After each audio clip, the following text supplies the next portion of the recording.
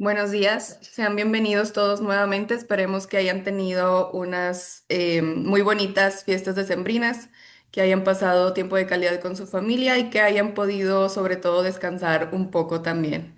El día de hoy reanudamos nuestras actividades y pues bueno, sin más preámbulo, los que ya nos han acompañado en sesiones previas, pues ya saben más o menos cómo funciona y para quienes es la primera vez que nos acompañan, nada más mencionar que cualquier pregunta que ustedes tengan respecto a la sesión pueden realizarla por medio del chat y al finalizar se la haremos llegar a nuestra oponente del día de hoy.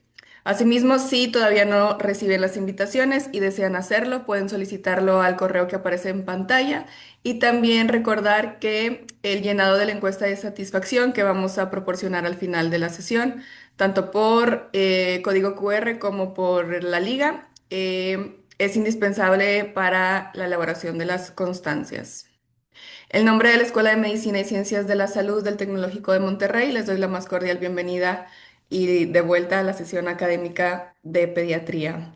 El día de hoy damos inicio a nuestro bloque de enero, el cual va a abordar temas referentes a la lactancia materna. Son temas pues que se ven día a día en el consultorio y debemos de estar pues siempre actualizados, ¿no? Para dar la mejor atención a nuestros pacientes.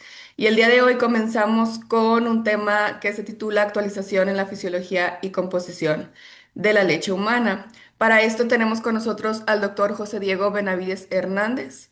Él es pediatra y neonatólogo, así como especialista en nutrición clínica y de obesidad. Además, dula de parto y educador perinatal y pues consultor internacional de lactancia materna IBCLC, además de conferencista nacional e internacional con temas de nutrición infantil y lactancia materna y profesor de la Escuela de Lactancia LIC aquí en Monterrey y de la Escuela de Lactancia Crianza Amor en Perú. Pues muchas gracias, doctor Benavides, por haber aceptado esta invitación y por estar aquí con nosotros para compartir sus conocimientos. Gracias, Adelante con su Grecia. presentación.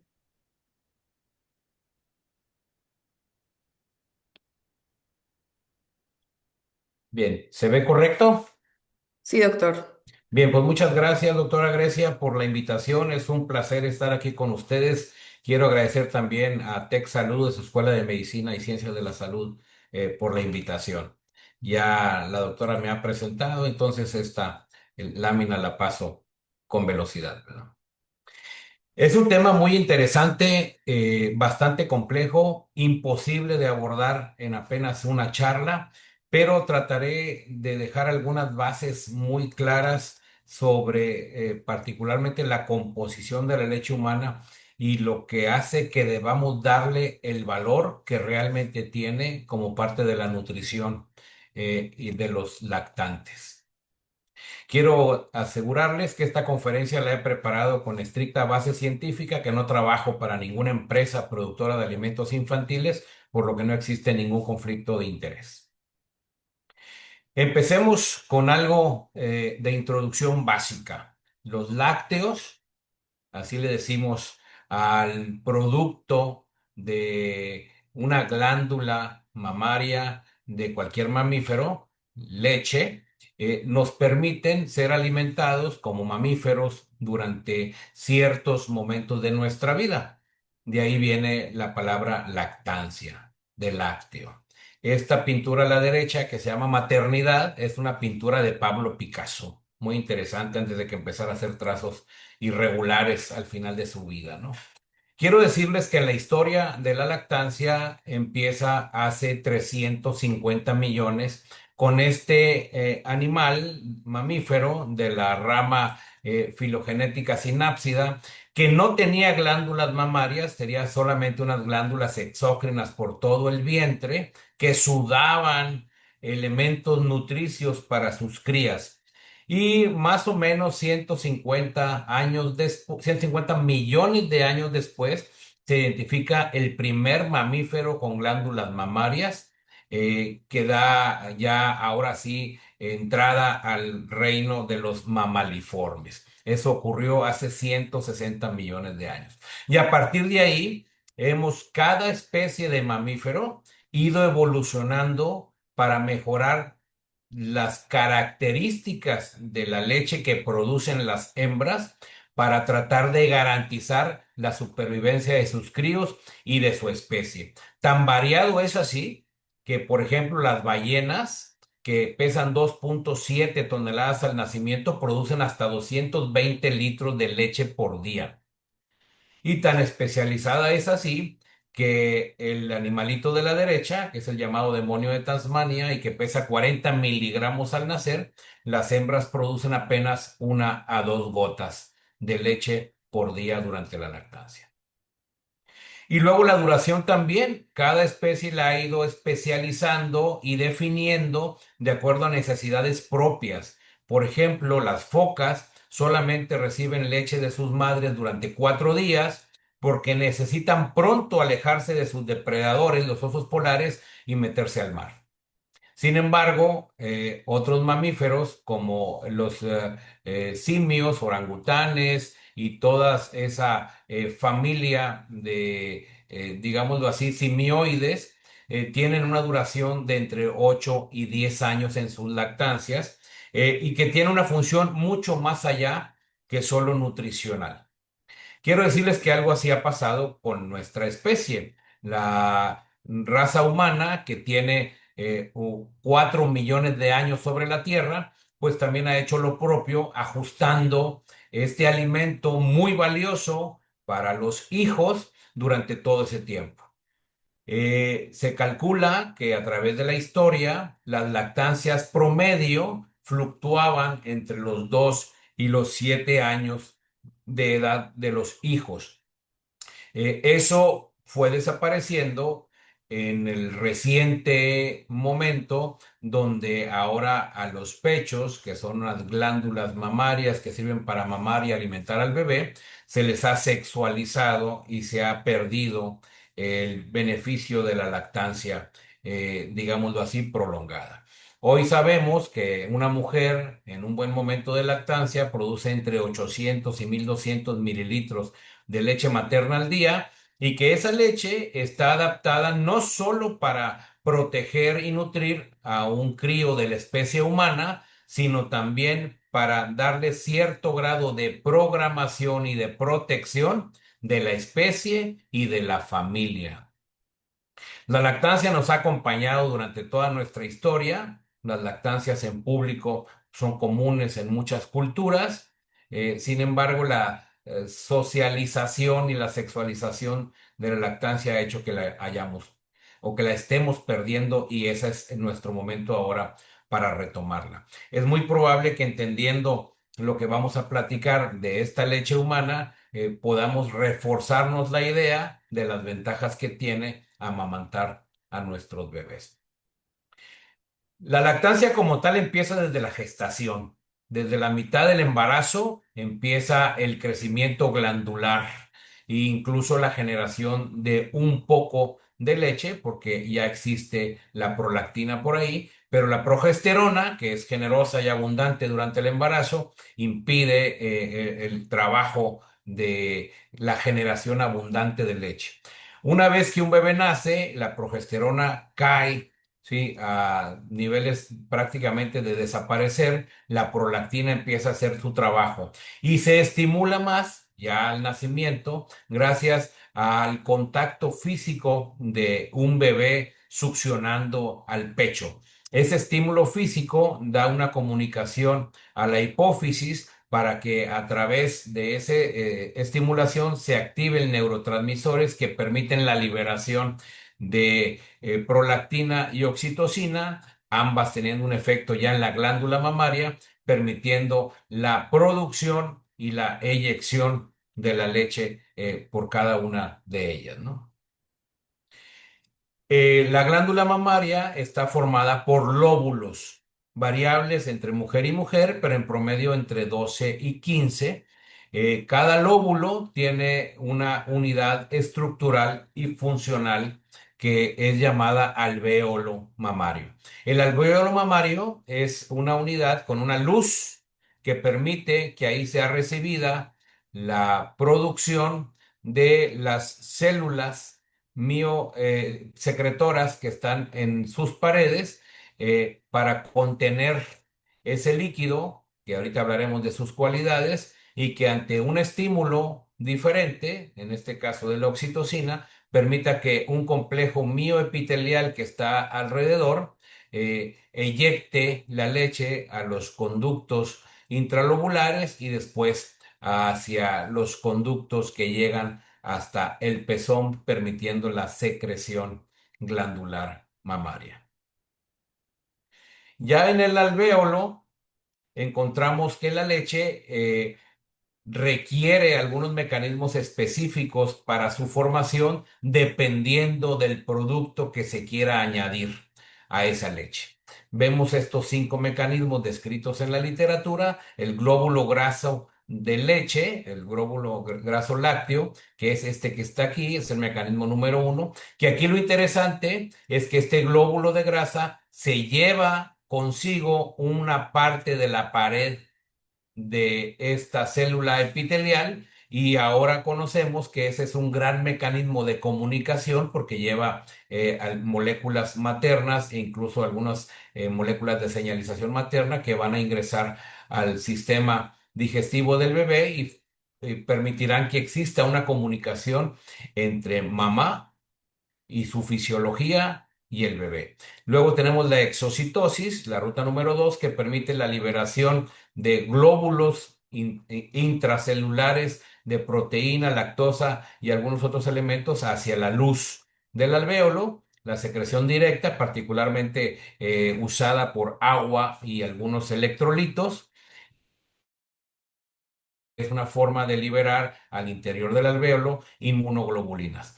Algunas inmunoglobulinas que son de gran tamaño, como la inmunoglobulina A, y algunas células completas pueden pasar a través de esta quinta ruta, que es la ruta paracelular, que es un espacio abierto entre las células de de este epitelio secretor, y que permite el paso de células a través de un sistema que se llama sistema entero mamario, completas, que después lograrán formar la microbiota de la leche humana. Permite el paso de algunos linfocitos B activados que permitirán seguir generando inmunoglobulinas adentro de los alvéolos mamarios, y algunas inmunoglobulinas de gran tamaño como la inmunoglobulina A. Lo más importante de estos mecanismos es entender que son funcionales todos durante toda la lactancia, excepto el número 5, la ruta paracelular, que permite el paso de células completas e inmunoglobulinas grandes, cierra esa oportunidad entre el tercer y el cuarto día de nacido el bebé, es decir, cuando empieza un proceso llamado de lactogénesis 2. Entonces, no toda la leche en la lactancia de una mujer va a ser igual, ni en cantidad ni en cualidades. Veamos por aquí algunos ejemplos. Fíjense cómo en la línea azul está marcada la cantidad de proteínas que tiene la leche humana, y vemos cómo el primer día del nacimiento de ese bebé, esa leche humana va a ser muy rica en proteínas para, cuando se cierra la ruta paracelular, reducirse a un nivel ya estable prácticamente durante toda la lactancia. Y otra cosa interesante en esta gráfica es ver esta línea de abajo con las crucecitas moraditas que hablan de la cantidad, del volumen de leche que tiene una mujer en los diferentes días de su lactancia. Vemos como el primer día prácticamente está en el cero. Se calcula que una mujer en las primeras 24 horas tiene aproximadamente 50 mililitros de leche de producción. Pero a medida que avanzan los días, ¿sí? Llegada la lactogénesis 2, lo que le llaman el golpe de leche, la subida de la leche, la bajada de la leche, en cada país le llaman diferente, empieza un incremento importante y sustancial hasta alcanzar los máximos volúmenes de producción más o menos al mes de haber iniciado la lactancia. Esta gráfica morada es muy importante porque quizá el primer comentario de una mujer que está iniciando la lactancia sea la percepción de que no tiene una producción de leche relevante para su bebé. Y ahí lo que tenemos que entender es que la capacidad gástrica del bebé durante el primer día de la vida es apenas y de 5 a 7 mililitros, apenas el tamaño de una cereza. Y si consideramos 5 o 7 mililitros y mamá produce 50 mililitros en las primeras 24 horas, pues tiene suficiente para darle entre 8 y 12 tomas de alimento materno a su bebé durante esas primeras 24 horas. Entonces, no es que no tenga leche, es que tiene solo la necesaria para ese primer día del bebé. Y así es paulatinamente su incremento, cubriendo las necesidades y cubriendo la nueva capacidad gástrica del bebé al paso de los días. Entonces, no es que una mujer no tenga leche al principio, solamente tiene la leche necesaria para alimentar a su bebé durante esos primeros días hasta que llega la lactogénesis 2 y la incremento rápido en la producción, ¿no? Entonces, la leche humana pues tiene toda una etiqueta, ¿sí? Que va más allá de solamente la nutrición. Definitivamente tiene elementos nutricios que son indispensables para la supervivencia, pero hoy vamos a hablar también de algunos otros que son más importantes que solamente sobrevivir, sino que permiten también adaptarnos, adaptación y programación para el entorno donde estamos hoy, ¿no? Entre los componentes de la leche humana, pues vemos una gran cantidad de nutrientes, macronutrientes como carbohidratos, lípidos y proteínas en diversas y variadas cantidades, minerales y vitaminas de todos los grupos, ¿no? Liposolubles, hidrosolubles. Entonces, si quisiéramos hacer que un bebé sobreviva, simplemente sobreviva, pues con cumplir esta plantilla nutricional sería suficiente, ¿no? Sin embargo, la leche humana tiene muchos más que solamente elementos de supervivencia. Tiene también otros elementos que sirven de adaptación al nuevo ambiente donde ahora ese bebé se va a empezar a desenvolver. Muchos de esos elementos de adaptación son de carácter inmunológico, otros son hormonas y elementos moduladores del crecimiento y otros son moléculas de señalización que permiten que haya una comunicación entre mamá y bebé. Es decir, es un material tan rico que hoy se le han descrito más de 300 componentes integrantes en esa leche de nuestra especie, en la leche humana, ¿no? Vamos a hablar primero de algunos macronutrientes. Si se fijan, esta sería la etiqueta global de los macronutrientes que componen a la leche humana. Carbohidratos aproximadamente un 40%, grasas aproximadamente un 45% y proteínas aproximadamente un 15%. Esto nos da una idea de algunas necesidades particulares que tienen los bebés, ¿no? Una gran necesidad de grasas de origen animal, particularmente para la composición del cerebro y de reservas energéticas, y una muy buena proporción de carbohidratos, pero incluso menor que la que hoy en general escuchamos en las recomendaciones nutricias, ¿no? Es decir, aquí estamos con una dieta, digamos, alta en grasa y con bajos carbohidratos. Ahora bien, desde el punto de vista de las proteínas, de las grasas y de la lactosa, quiero hacer que notar que hay algunas diferencias importantes entre el calostro y la leche madura. Ya veíamos en la gráfica cómo las proteínas son muy elevadas durante los primeros 3 días y luego bajan a un punto de estabilidad, quedándose ahí durante todo el periodo de leche madura. Pero veamos cómo en el calostro ese contenido de proteínas es un poco más del doble. Y eso se debe a la gran cantidad de factores inmunológicos y células que están pasando durante esta primera etapa. El calostro definitivamente es irreproducible y eso hace que sea fundamental darle su valor y su importancia durante los primeros días de la vida de esos bebés. Y vamos a hablar ahorita de la lactosa. Si se fijan, la lactosa pues se mantiene más o menos en un nivel estable durante toda la lactancia. Es decir, los carbohidratos no sufren tantas modificaciones como lo hacen las proteínas, que tienden a bajar en hacia la leche madura, y lo hacen las grasas, que tienden a subir durante la formación ahora de leche madura. Recuerden que la leche madura llega aproximadamente al mes. Hablamos de la lactosa.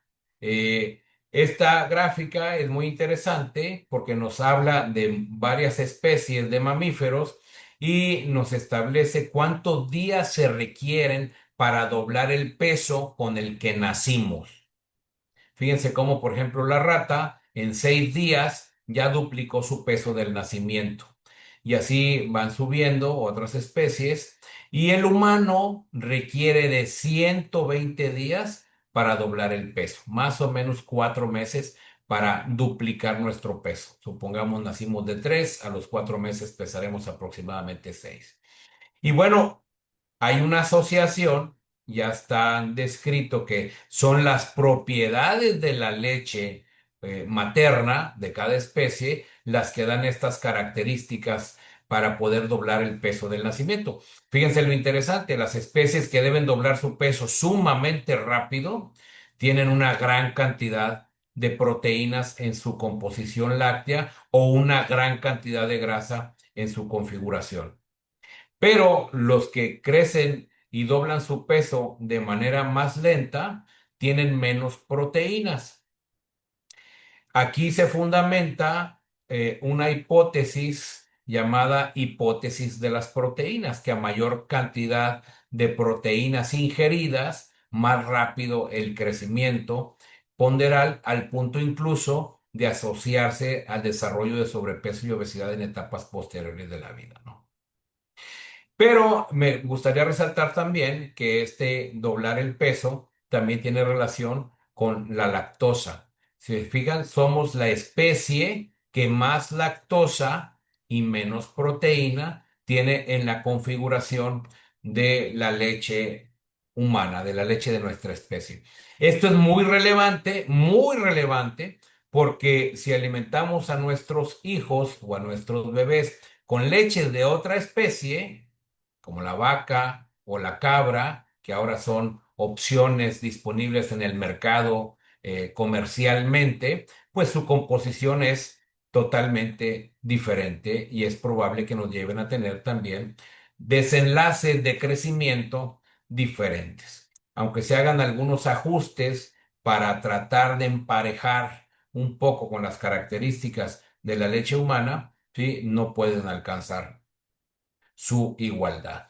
Ahora, esto de doblar el peso en el humano a 120 días y la relación con la lactosa va más allá de solo el crecimiento. Tiene mucho que ver también con el cerebro. Todos saben que nuestra especie, la especie humana, es la especie mamífera de más grande tamaño del cerebro, ¿sí? Este crecimiento cerebral pues nos da mayores capacidades y mayores habilidades sobre muchos de los otros mamíferos. No importa si después se convirtieron en carnívoros o si después se convirtieron en herbívoros, ¿no? Nuestra cualidad más importante del tamaño cerebral parece, según investigaciones ni siquiera recientes, que están fundamentadas en la cantidad de lactosa que tenemos. Hoy hay evidencia que a mayor proporción de lactosa en la leche que reciba cada mamífero según su especie, va a ser el tamaño cerebral, ¿sí? Obviamente a mayor cantidad de grasa, pues menor proporción de lactosa. Esto es muy interesante porque explica el por qué la lactosa es tan estable durante toda la lactancia, porque necesitamos tener un estímulo de crecimiento cerebral estable durante el mayor tiempo posible. Como ustedes saben, el cerebro termina su crecimiento alrededor de los 2 años y medio de la vida. Habrá quien diga un poco más, habrá quien diga un poco menos, pero ahí estamos más o menos.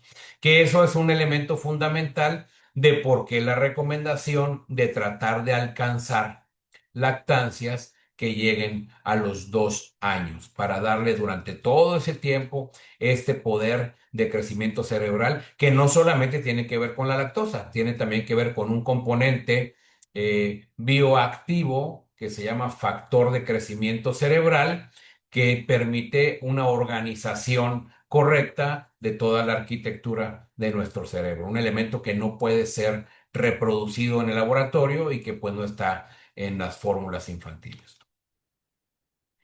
Ahora, ¿qué pasa con la lactosa? La lactosa tiene varias funciones. Se imaginarán ustedes una función energética y ciertamente así es. La lactosa se fragmenta gracias a la lactasa en el intestino en glucosa y en galactosa. La glucosa es una molécula que se dirigirá al torrente sanguíneo para permitir tener energía inmediata, digámoslo así, en el muy corto plazo. Pero la galactosa, aunque es un epímero y muy parecido a la glucosa, no tiene esa habilidad inmediata. Entonces es mejor aprovechada en el hígado para almacenarse, convertirse en glucosa y almacenarse como glucógeno para tener reservas también para nuestros momentos de ayuno. Es decir, tenemos energía de corto plazo y energía de largo plazo gracias a la lactosa. Pero la lactosa de la leche humana va mucho más allá de solamente ser un recurso energético. Hoy tenemos claras evidencias que la galactosa, junto con algunas grasas llamadas ceramidas, forman parte esencial de un grupo de elementos llamados cerebrósidos, que son elementos indispensables para la mielinización de nuestro cerebro. Ustedes saben que la mielina es el forro protector de todo nuestro sistema nervioso y que sin mielinización no tendríamos una buena conducción y un buen impulso nervioso y una buena maduración del tejido neural. Entonces, la galactosa es indispensable para ese proceso de mielinización y de maduración cerebral. Incluso, no lo menciono aquí porque no es un tema tan relevante, pero la galactosa es parte importante de la definición de nuestro grupo sanguíneo. Nacemos en general con un grupo difícil de determinar, pero lo determina la cantidad de galactosa que va adquiriendo en nuestra biología, nuestro sistema de formación de glóbulos rojos. Y bueno, la lactosa tiene otras ventajas, ¿no? La lactosa sirve para promover al inicio una movilización intestinal pronta. Nacemos todos con una lactasa con muy poca actividad, ¿sí? Pero bueno, mamá nos va a dar también poca lactosa, nos va a dar poca leche porque al principio tiene una poca cantidad. Sin embargo, es suficiente para favorecer el vaciamiento del intestino y expulsar ese meconio denso y chicloso gracias a esa catarsis que produce la lactosa. Al cabo de unos cuantos días, aquí vemos 2, 4 días, ¿sí? Nuestra ingesta de lactosa será cada vez mayor cuando llega el golpe de leche, ¿sí? Y nuestra habilidad para digerirla, produciendo lactasa, también será mucho mejor. Recuerden que la lactasa se produce en el epitelio intestinal y es una enzima que se produce de acuerdo al estímulo recibido. Si yo recibo lactosa, poco a poco aumento mi cantidad de lactasa para poderla digerir y aprovecharla en todo este escenario que estamos diciendo. Entonces, no se sorprendan si en los primeros días tenemos un bebé que parece tener una intolerancia a la lactosa. La tiene, pero es de manera transitoria y breve mientras su epitelio intestinal mejora la producción de lactasa, ¿no? Además, la lactosa tiene un efecto prebiótico fundamental. Cada vez escuchamos hablar más de los prebióticos, esos elementos que sirven para alimentar a nuestra microbiota intestinal. Aquí la lactosa es un prebiótico fundamental para esa primera colonización de lactobacilos y bifidobacterias que ya están incluidas en la leche materna. Ahora, mamá nos da lactobacilos y bifidobacterias y la lactosa permite seguirlos alimentando con el efecto prebiótico que tiene. Claro, van a ustedes a escuchar que hay más de 200 prebióticos en la leche humana y eso es verdad. Sin embargo, ¿sí? Casi todos los prebióticos están fundamentados en un núcleo de lactosa. A esa lactosa, a ese núcleo de lactosa, se le pegan después cadenas de estos otros monosacáridos que son los principales monosacáridos componentes de esas grandes cadenas de oligosacáridos que ahora llamamos HMO, oligosacáridos de la leche humana y que tienen ese efecto prebiótico para garantizar la buena nutrición y el crecimiento organizados de los lactobacilos y las bifidobacterias que mamá transmite a través de la leche humana. Tema muy, muy importante. Recuerden que las células completas solamente pueden pasarse a la leche materna durante los primeros 3 o 4 días y que esos lactobacilos y bifidobacterias que mamá pudiera transmitirle durante esos primeros 3 o 4 días en el calostro para colonizar ese intestino bebé con una microbiota humana y saludable, no podría alcanzarse si durante los primeros días ese bebé no recibe el calostro de su mamá. Entonces es muy importante, bajo cualquier escenario, tratar de garantizar que ese bebé reciba el calostro de su mamá para poder garantizar una colonización correcta, que después, ustedes saben, ahora el intestino es llamado el segundo cerebro, permita un desarrollo y un crecimiento más organizado, ¿sí? De ese pequeño, ¿sí? A través de una microbiota productora de elementos convenientes, como son esos ácidos grasos de cadena corta. Entonces, la lactosa es un prebiótico, ¿sí? Y esos prebióticos que se originan con ella, pues favorecen en el intestino ese crecimiento de simbiontes. En el intestino le llamamos patobiontes a los microorganismos que son patógenos y que tenemos que tener a raya y controlados, y le decimos simbiontes a los microbios que nos permiten interactuar con ellos, ayudándonos ambos a sobrevivir en un mecanismo llamado también simbiosis, ¿no? Los simbiontes son microorganismos convenientes para nuestra especie, ¿no? Además de la colonización y ante ese mecanismo protegernos contra infecciones intestinales de algunos patógenos o patobiontes, hay otros mecanismos mediante los cuales la leche humana protege contra infecciones. Ustedes saben y han escuchado mucho que la lactancia reduce las gastroenteritis, reduce las enterocolitis, reduce la otitis media y reduce las neumonías. Muy interesantemente, fíjense las cifras de reducción en algunos estudios amplios y bien diseñados. Se ha mostrado que se puede reducir la infección gastrointestinal hasta en un 64% y las neumonías hasta en un 72%. Quiero decirles que estos dos eh, condiciones infecciosas, las gastrointestinales y las de la vía respiratoria inferior, son la principal causa de muerte de los primeros 5 años de la vida. Es decir, amamantar a nuestros pequeños va a reducir muy significativamente a las principales causas de muerte en esos primeros 5 años.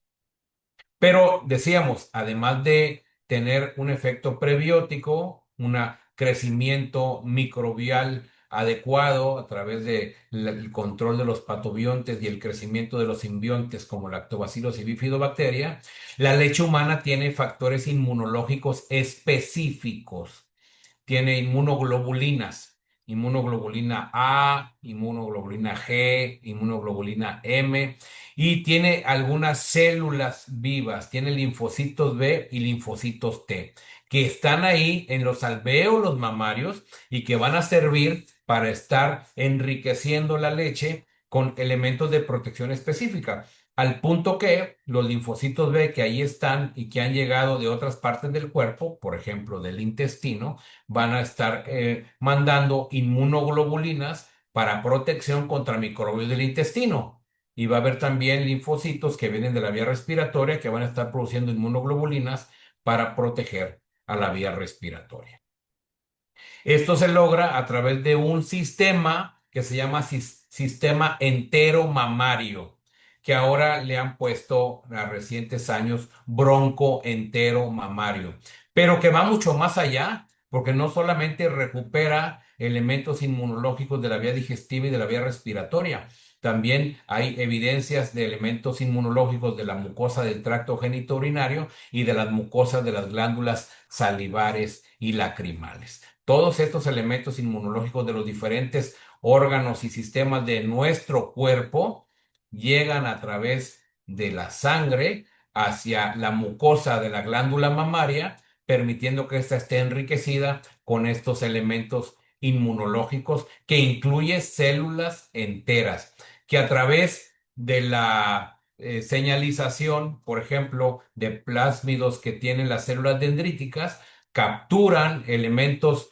y patógenos o elementos incluso adecuados en este caso, simbiontes, lactobacilos y bifidobacterias, y son transportados a través de ellas por todo este sistema, ¿sí? Para llegar hasta la mucosa y a través de la ruta transcelular pasar esos lactobacilos y bifidobacterias a la luz del alvéolo. Igual algunas linfocitos B pasan a través de esa ruta transcelular. Evidentemente, si no estimulo esa ruta transcelular, enriqueciéndola desde los primeros momentos, no va a darse un enriquecimiento de la leche como nos hubiera convenido. Recuerden que la leche se estimula en producción de acuerdo a los estímulos que da el bebé a través de la succión y el vaciamiento. Succión y vaciamiento son elementos indispensables para la estimulación de la producción y volumen de leche. Ahora veamos las inmunoglobulinas. Muy, muy relevante considerar lo que ocurre durante los primeros días, nuevamente en esta etapa inicial del calostro. Vemos cómo a medida que pasan los días, la cantidad de inmunoglobulinas, por poner el ejemplo de la inmunoglobulina A, van disminuyendo hasta donde a partir del cuarto día, pues sus niveles se van a mantener estables quizá durante todo el resto de la lactancia. Pero si perdemos estos días de inicio, donde en todas las inmunoglobulinas la cantidad es mucho más alta que lo que vendrá en etapas posteriores, habremos desaprovechado una ventaja de protección para la vía respiratoria y digestiva y de otros patógenos de nuestra especie. Pudiéndola haber tenido ahí disponible, ¿no? Esta es la razón o una de las razones por las que no podemos desperdiciar el tiempo de duración del calostro y deberíamos hacer nuestros máximos esfuerzos como profesionales de la salud para que ese bebé obtenga ese beneficio de su madre, ¿no? Pero va más allá todavía, ¿no? Hay algunos factores inmunológicos no específicos que posee la leche humana. Por ejemplo, estos son factores no específicos antibacterianos. Todos estos elementos, que no los mencionaré todos, son muchos, pues, tienen acción antibacteriana. Algunos muy conocidos, la lactoferrina, la lisozima, la lactoperoxidasa, el factor bífido, los gangliósidos, linfocitos B y linfocitos T. Son factores inmunológicos no específicos antibacterianos para nuestra especie. Ninguno de estos puede añadirse a fórmulas creadas en laboratorio. Y hay también factores inmunológicos no específicos antivirales. Lo vimos en la epidemia del COVID, como los bebés amamantados, a pesar de mamá no haber tenido COVID, eran más resistentes al ataque de estos virus, ¿no? Y ahí están el factor lipídico, algunos lípidos que trabajan solamente adheriéndose a los virus para que ya no puedan reproducirse, alfa 2 macroglobulina, alfa 1 antitripsina, el interferón y macrófagos, ¿no? Todos estos elementos funcionan como elementos antivirales no específicos, dando protección, o ahora sí que genérica para cualquiera microorganismo bacteriano o viral que quiera atacar a ese pequeñito. Seguramente han escuchado hablar muchísimo de los primeros 1000 días de la vida, ¿no? Los primeros 1000 días abarcan los 270 días de una gestación, más los 365 de cada año de los 2 primeros años de la vida, totalizando 1000. Esos 1000 días los pudiéramos resumir como la ventana más importante de oportunidad para hacer cambios a través de una condición llamada epigenética en nuestros comportamientos genéticos que tendremos para el futuro. En esos 2 años y gracias al impacto ambiental, los desenlaces de nuestra vida adulta estarán presentes. Voy a poner un ejemplo muy rápido.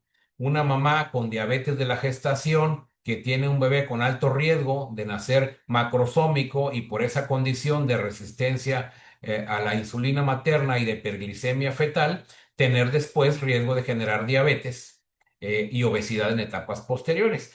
Bueno, esa condición que le permitió al bebé sobrevivir a ese macroambiente adverso es compensada a través de mecanismos que tiene la leche humana para que, aunque ahí le permitieron sobrevivir, pero pudieran ponerlo en riesgo de adultos, sean compensados por varios mecanismos epigenéticos. Los mecanismos que hoy se le han descrito a la leche humana es que es capaz de generar algo llamado metilación del DNA, modificar las histonas de los paquetes de nuestro DNA y además hacer microarreglos. Hoy hay evidencia de que la leche humana tiene pequeños mirnas o pequeños trozos de RNA que pueden introducirse en las células del pequeño para modificar el DNA y hacer una adecuada, digámoslo así, expresión genética, reduciendo riesgos de enfermedades, ¿no?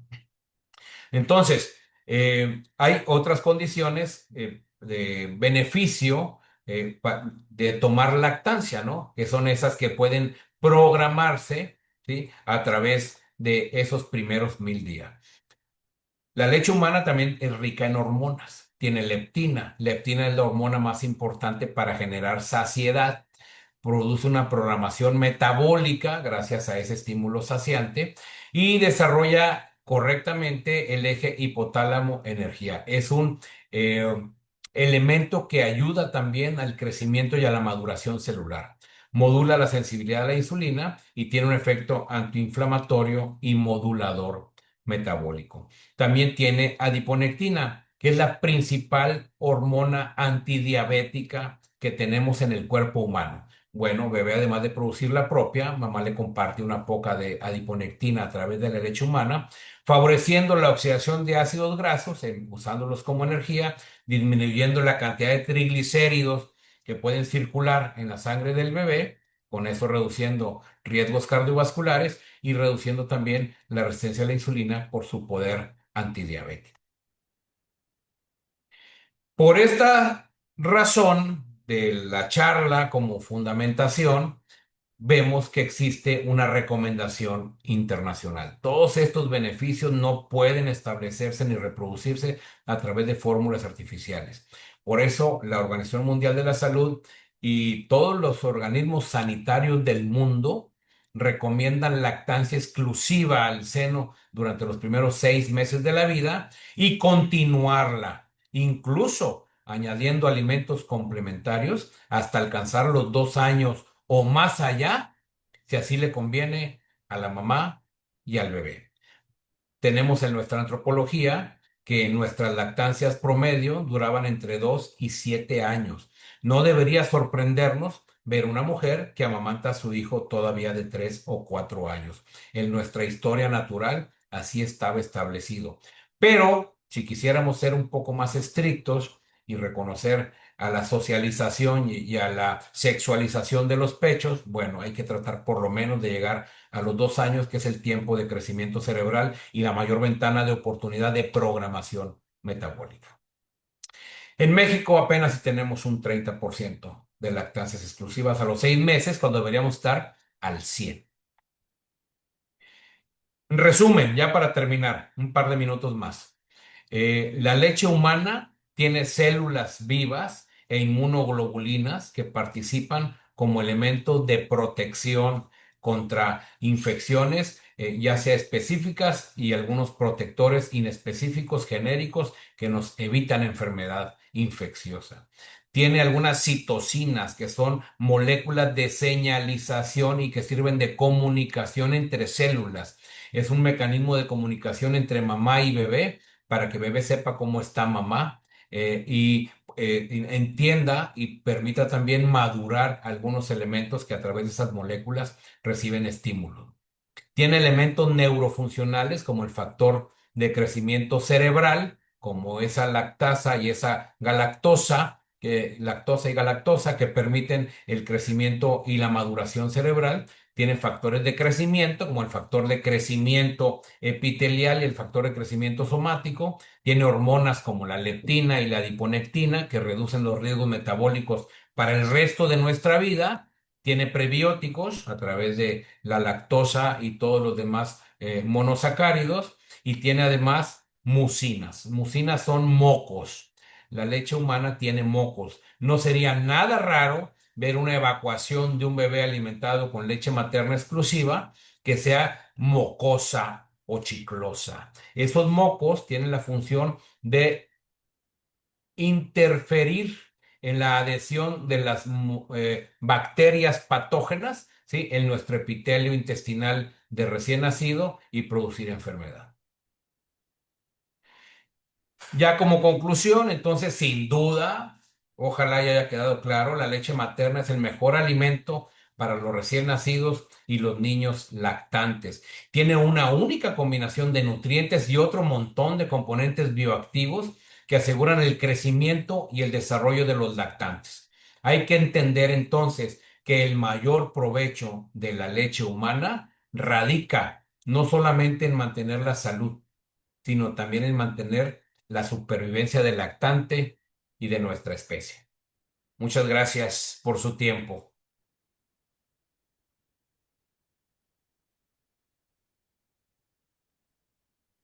Muchísimas gracias, doctor. Creo que pues sí queda bastante claro que la leche materna es la mejor opción y ha recibido muchas felicitaciones de que su ponencia fue muy clara. Sin embargo, hay algunas dudas y que sí se me hace muy interesante respecto a las mamás que se extraen leche y pues administran la leche en forma de biberón. La primera pregunta es si al extraer la leche se pierde alguna propiedad pues de la leche, ¿verdad? Digamos que al recién extraerla, no. Si es una lactancia diferida inmediata, hay de leche al bebé, prácticamente pasa con las mismas propiedades. Quizá algunas grasas que se peguen a las paredes del biberón, las vemos incluso a simple vista después de usar el biberón, pero los factores y elementos bioactivos e inmunológicos sí están presentes. Sí cambia a medida que la leche se procesa. Por ejemplo, si tú la metes a refrigerar, Ujú. es probable que a través de las horas vaya perdiendo algunas propiedades, particularmente inmunológicas.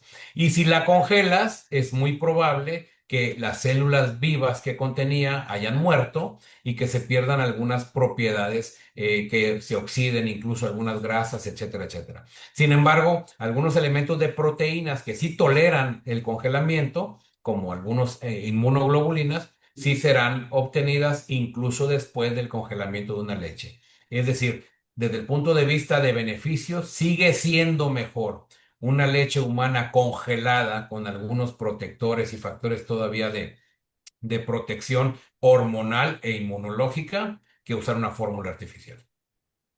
Y digo, referente a la misma pregunta, siguiendo por esa línea, de acuerdo a las guías internacionales y de la Academia Americana de Pediatría, pues lo que recomiendan es, o más bien lo que nos dicen es que la leche congelada puede durar hasta un año.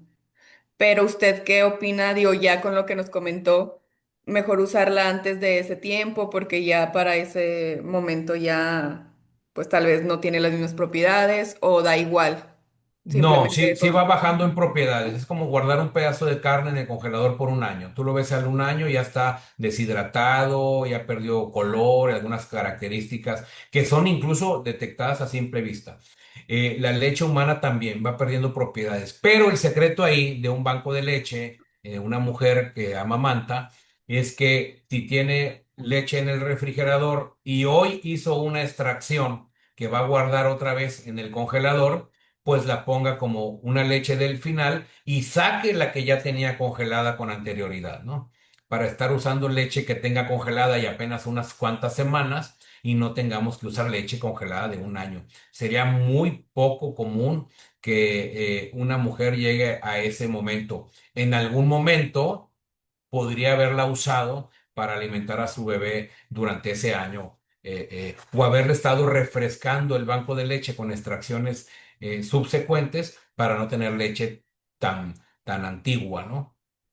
Pero sí, trataríamos entonces de usar la leche congelada lo más pronto posible, según lo permita estarle dando vueltas al circuito ahí de congelamiento, ¿no? De acuerdo, doctor. Gracias. Otra pregunta que se me hace muy interesante y no tenía yo conocimiento de esto, no sé qué nos puede decir usted al respecto. Nos preguntan que qué piensa de la moda de hacer la leche materna polvo.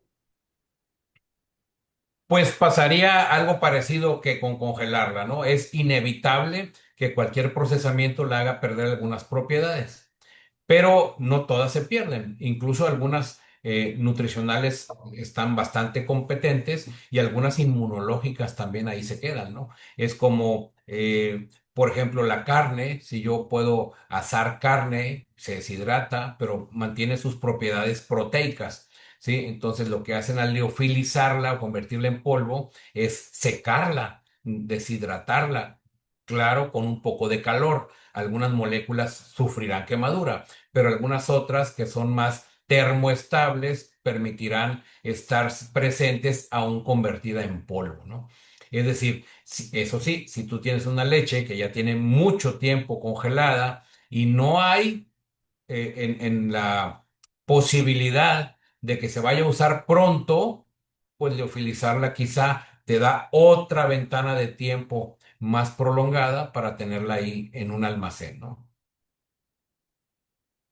Muy bien, doctor. Y por último, nos preguntan que si alguna cirugía plástica en las mamas interfiere en la calidad y en la producción de leche. Digamos que sí, pero hay que ser cautelosos porque hay muchos tipos de cirugía estética, ¿no? Por ejemplo, hay cirugías donde solamente se pone un implante por detrás de la glándula, no se tocó a la glándula y esa glándula va a tener una producción más o menos adecuada para su volumen ya definido. Aquí lo que tenemos que analizar es que hay cirugías en las que la areola y el pezón se mueven para reimplantarse en otro lugar y dar estéticamente una mejor aspecto a esa glándula o a ese pecho, ¿no? En esas cirugías donde hubo una recolocación de la areola y el pezón, sí se rompen todos los conductos lactíferos que llevarían hasta el exterior a esa leche humana. Se recanalizan, pero el tiempo promedio de recanalización varía entre 2 y 10 años. Es decir, una mujer con una cirugía que se reimplantó la areola y pezón, sí pudiera amamantar. No sabemos, dependiendo del tiempo que ha pasado de la cirugía, si va a tener alguna dificultad de congestión mamaria por no tener un conducto que esté comunicado al exterior, pero sí pudiera amamantar. A la que solamente se le puso el implante por atrás, lo que tenemos que entender es que pasan dos cosas, ¿sí? Habitualmente es una cirugía que se hace en un surco submamario por debajo del pecho y por ahí pasa un nervio que es un nervio que le da cierta sensibilidad al pezón. Y si el pezón a la hora de amamantar no tiene una buena estimulación, pues no va a haber una buena producción, ¿no? Se puede perder un poco de la sensibilidad de esa neuroendocrinología de la lactancia, ¿no? Y lo otro que pasa también en esas cirugías es que por alguna razón la mamá se hizo un aumento de busto. Es decir, es probable que sea una mujer que tiene ya de por sí una glándula pequeña, ¿sale? Y esa glándula pequeña es probable que aunque produzca leche, en algún momento será insuficiente en cantidad para la necesidades de cubrir en el bebé. La hipoplasia mamaria es una realidad y es un tema interesante porque la hipoplasia mamaria viene programada desde la gestación de esa mujer. Es decir, hay muchos estímulos que participan en la mamogénesis desde que esa mujer es apenas un embrión y un feto, ¿no? Muchas gracias por su explicación, doctor. Y pues bueno, fueron todas las preguntas. De nuevo, gracias por su tiempo y pues nada, nos vemos el próximo miércoles con el siguiente tema. Muchas gracias a todos por su asistencia. Gracias a todos por su tiempo. Saludos.